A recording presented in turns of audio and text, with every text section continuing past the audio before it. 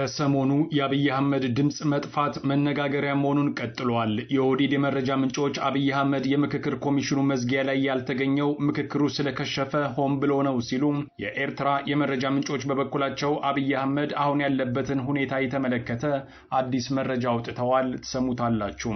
ትላንት መሃል አዲስ አበባ ላይ ብቻውን ሰላማዊ ሰልፍ የወጣው ግለሰብ ወዳልታወቀ ቦታ መወሰዱ ተሰምቷል። ግለሰቡ በመጀመሪያ የተወሰደው ፖሊስ ጣቢያ የነበረ ቢሆንም አሁን ያለበትን ሁኔታ ለማወቅ የተደረገው ጥረት ግን አልተሳካም።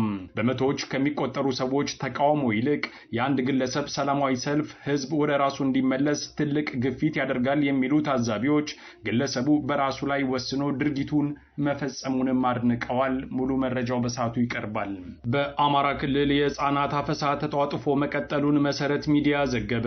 በተለይ በምዕራብ ጎጃም ቋሪት ላይ ህፃናትን የማፈስ ተግባር ተጠናክሮ የቀጠለ ሲሆን በአካባቢው የሚገኙ ነዋሪዎችም ያገዛዙን ድርጊት ህዝብ ይወቅልን ሲሉ ጥሪ አቅርበዋል። በሌላ በኩል በሰሜን ወሎ ቤተ አማራ በግድ አፈሳ የተፈጸመባቸው 5 ወጣቶች ባልተጠበቀ ሁኔታ ህይወታቸው እንዳለፈ ታውቋል። ሰሙታላችሁ። ኢራን አሜሪካ ሆን ብላ ጦርነትም ሰላምም የሌለበት ሁኔታን በመፍጠር ኢራንን እየጎዳች ነው ሲሉ የኢራን ፕሬዝደንት ከሰዋል። ፕሬዝደንቱ አሁን ባለው ሁኔታ ጦርነት ባይኖርም ኢራን መረጋጋትና ኢንቨስትመንት መሳብ ተስኗታል ብለዋል። አሜሪካ በበኩሏ ነገ ታይቶ የማይታወቅ ማዕቀብ እንደምጥል የዛተች ሲሆን የፓኪስታን ከፍተኛ ባለስልጣን ደግሞ ለንግግር ወደ ኢራን ይጓዛሉ። አሁን በቀጥታ ወደ ዝርዝሩ አልፈናል።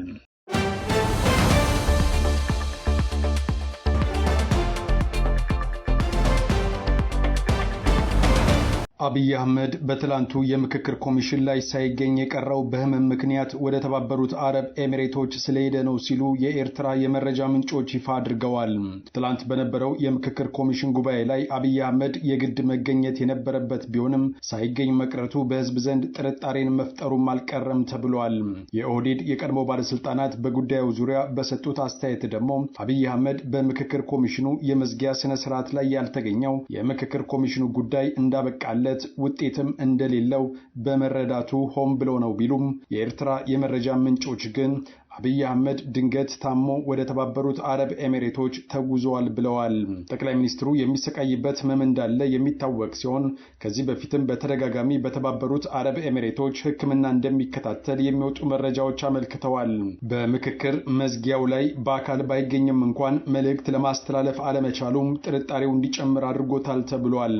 አብይ አህመድ ጌታቸው ረዳና ጀነራል አበባው ታደሰን ጨምሮ ሌሎችም ከፍተኛ የብልጽግና ባለስልጣናት ባልታወቀ ህመም ምክንያት እንደሚሰቃዩ የሚነገር ሲሆን ጀነራል አበባው ታደሰም በቅርቡ ወደዚሁ ሀገር በመሄድ ለረጅም ጊዜ በሕክምና ላይ ቆይቶ እንደነበር የሚወጡ መረጃዎች አመልክተዋል።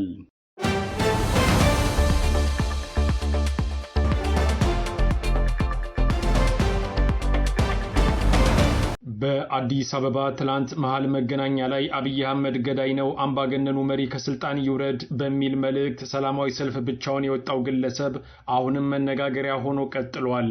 በመጀመሪያ ጉዳዩን እንደ ትንሽ ነገር አይተውት የነበሩ የህብረተሰብ ክፍሎች ቢኖሩም ከዛሬ ጀምሮ ግን ሰልፈኛው የትገባ የሚል ጥያቄ መነሳት ጀምሯል። ይህ ግለሰብ የራሱን መልእክት ካስተላለፈ በኋላ ወደ ፖሊስ ጣቢያ ተወሰደ ቢባልም ምንጮች ግን ፖሊስ ጣቢያ ውስጥ እንደሌለና ወደ አልታወቀ ቦታ መወሰዱ በመግለጽ ላይ ናቸው። ህዝብ ታፍኖ በሚገኝበት ሀገር ውስጥ እንዲህ አይነት የአንድ ግለሰብ እንቅስቃሴ ለአገዛዞች መጥፎ ዜና ነው የሚሉት ታዛቢዎች እንደተፈራውም ግለሰቡ በማህበራዊ መገናኛ ብዙሃን ጉዳይ ለመሆን እንደበቃ ያብራራሉ። በመቶዎች የሚቆጠሩ ሰዎች ሰላማዊ ሰልፍ ቢወጡ አገዛዙ ላይ ጥያቄ ያላቸው ተብሎ ሊታለፍ የሚችል ሲሆን አንድ ሰው ሰላማዊ ሰልፍ ወጥቶ ሲታሰር ግን ማህበረሰቡ ራሱን ወደ መጠየቅ ደረጃ ሊደርስ እንዲችል እንደሚያስገድደውም ተነግሯል። በዚህም ምክንያት ከዚህ ቀደም ቱኒዚያና ቼክ ሪፐብሊክ በመሳሰሉ ሀገራት አንድ ሰው የጫረው ተቃውሞ አገዛዞችን መጣል እንደቻለም የቅርብ ጊዜ የታሪክ ትውስታ ሆኖ አልፈዋል። ትላንት በአዲስ አበባ ብቻውን ሰላማዊ ሰልፍ የወጣው ግለሰብም አብይ አህመድ ይውረድ ከሚለው አቋሙ በተጨማሪ አገዛዙ የገባበት የዘረፋ ደረጃ እንዳሳሰበው ሲናገር መሰማቱም ታውቋል። ኢትዮጵያ ውስጥ ሰላማዊ ሰልፍ የማድረግና የመጠየቅ መብት ሙሉ በሙሉ ከተዘጋ ዓመታት የተቆጠሩ ሲሆን ይህም ከቅርብ ጊዜ ወዲህ ታይቶ ታይቶ የማይታወቅ ህዝብን የማፈን እርምጃ ተደርጎ ተወስዷል። ይህም ግለሰብ እንደሚታሰር ወይንም እንደሚገደል እያወቀ ይህንን አደጋ ለመቀበል በራሱ መወሰኑ በብዙዎች ዘንድ ጥያቄ እንዲነሳ በማድረግ ላይ ነው ተብሏል። አገዛዙ የግለሰቡ ማንነት እንዳይታወቅ የመሸፋፈን ስራውን የቀጠለ ሲሆን በቅርብ ጊዜ ውስጥ ግን የሚመለከታቸው አካላት በጉዳዩ ላይ በስፋት እንዲሰሩበትም ተጠይቋል። ነጻነት ባለበት ሀገር ቢሆን የአንድ ግለሰብ ሰላማዊ ሰልፍ መውጣት የግለሰቡ አስተያየት ተብሎ የሚታለፍ ቢሆንም እንደ ኢትዮጵያ ባለው አምባገነን ስርዓት ባለበት ሀገር ደግሞ እንጦሮጦስ የሚያስወርድ ከባድ ወንጀል ተደርጎ ይወሰዳል ተብሏል። የአብይ አህመድ አገዛዝ ለመጨረሻ ጊዜ ሰላማዊ ሰልፍ እንዳይደረግ የመቀጣጫ እርምጃ የወሰደው ህዳር 2016 ላይ ሲሆን በወቅቱም አንዳንድ ተቃዋሚዎች ጦርነት ይብቃ የሚል ሰላማዊ ሰልፍ ለማድረግ ሞክረው አዋሽ አርባ ከተላኩ በኋላ ሁሉም ነገር ለጊዜው ተዳፍኗል።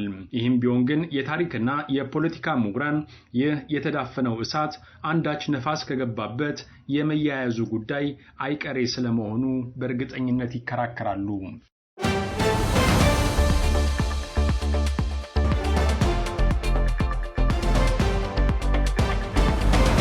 በአማራ ክልል ትግራይ ውስጥ ይጀመራል ተብሎ ለሚገመተው ጦርነት ወጣቶችን የማፈስ እንቅስቃሴው ተባብሶ መቀጠሉ ተሰማ። መሰረት ሚዲያ እንደዘገበው በተለይ በጎጃም የወጣቶችን ብሎም እድሜያቸው ያልደረሱ ህጻናት ሳይቀሩ ወደ ማሰልጠኛ ካምፕ በመታፈስ ላይ ናቸው። የባዴን ባለስልጣናትም ህዝቡ ላገዛዙ መከላከያ ድጋፍ እንዳለው ለማስመሰል የሚያቀርቡት ዘመቻም የተሳሳተ መሆኑን መሰረት ሚዲያ አስታውቋል። ከዓመታት በፊት የተሻለ የህዝብ ድጋፍ እንደነበረው የሚነገርለት የብልጽግናው አገዛዝ በአሁኑ ሰዓት ህዝብ እንደ ህዝብ ጀርባውን ስለሰጠው ጭንቀት ውስጥ መግባቱም ይነገራል። ሰሞኑን ከትግራይ ጋር እንደሚጀመር ሲገለጽ የሰነበተው ጦርነት ለጊዜው የተራዘመውም የአብይ አህመድ ጀነራሎች ጦርነት ከተጀመረ ህዝባዊ ድጋፍ ስለሌለን ልንሸነፍ እንችላለን የሚል ሪፖርት በማቅረባቸው ጭምር እንደሆነ የኦህዴድ የመረጃ ምንጮችም አጋልጠዋል።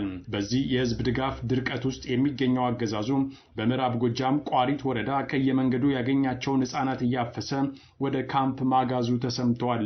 በቦታው ላይ ያሉ አንድ የዓይን እማኝ ከፎቶ ማስረጃ ጋር ለመሰረት ሚዲያ በላኩት መረጃ እነዚህ ቋሪት ውስጥ የሚገኙ ህጻናት የሚሄዱት ወደ ወታደራዊ ካምፕ ስለሆነ ህዝቡ ይወቀው ሲሉ የዓይን እማኙ አጋልጠዋል ተብሏል። በሌላ በኩል በዚሁ ያገዛዙ ወታደራዊ ግዳጅ ምክንያት በራያ ቆቦ የሚገኙ 5 ወጣቶች ራሳቸውን ማጥፋታቸውን ከቦታው የወጣው መረጃ አመልክተዋል። በሰሜን ወሎ ዞን ራያ ቆቦ ወረዳና በተለያዩ አካባቢዎች እየተካሄደ ባለው አስገዳጅ የወታደራዊ ምልመላ ምክንያት የ5 ወጣቶች ህይወት ያለፈው ለስልጠና ከተመለመሉ በኋላ ነው ተብሏል። ህይወታቸው ያለፈው ወጣቶች ከሰሜን ወሎ ደጋማ አካባቢዎች ለእርሻና ለተለያዩ የጉልበት ስራዎች ወደ ራያ ቆቦ ከተማና አካባቢዋ ተንቀሳቅሰው በመስራት ላይ የነበሩ እንደሆኑም ታውቋል። ወጣቶቹ ለዕለት ጉርሳቸው በስራ ላይ በነበሩበት ወቅት በአስገዳጅ አፈሳ ተይዘው ለወታደራዊ ስልጠና መወሰዳቸውን መረጃዎች ያመለክታሉ። ይህንን አስገዳጅ የወታደራዊ ምልመላ በመቃወምና ለስልጠና ላለመሄድ ሲሉ ወጣቶቹ በኤሌክትሪክ ራሳቸውን ማጥፋታቸውን ከቦታው የወጣው መረጃ አመልክቷል።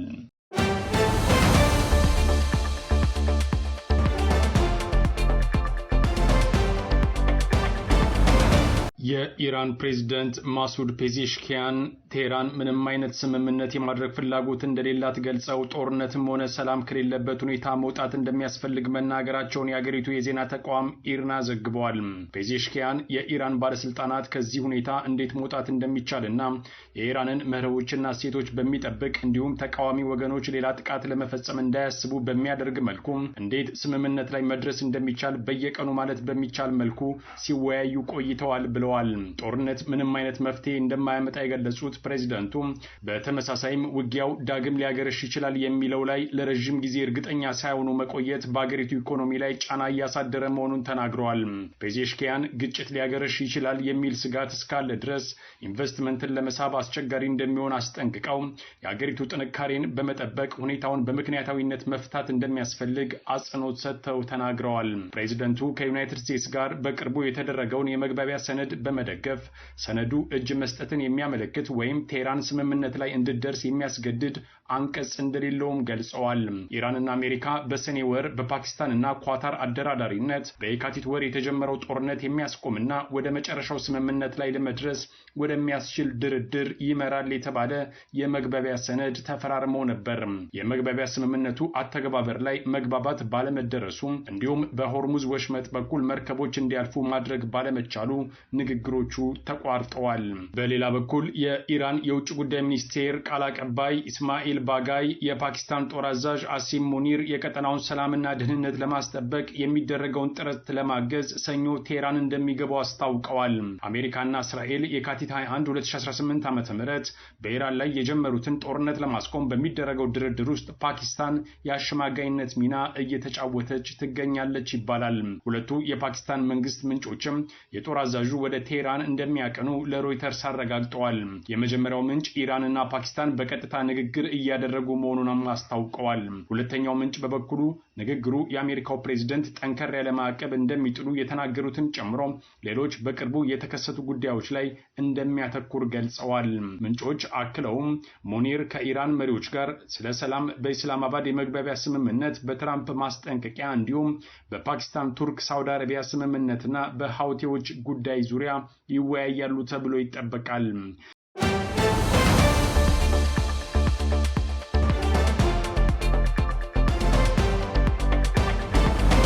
ከአስራት ብሮድካስቲንግ ሰርቪስ ለዕለቱ የነበረን ዜና ይህን ይመስል ነበር።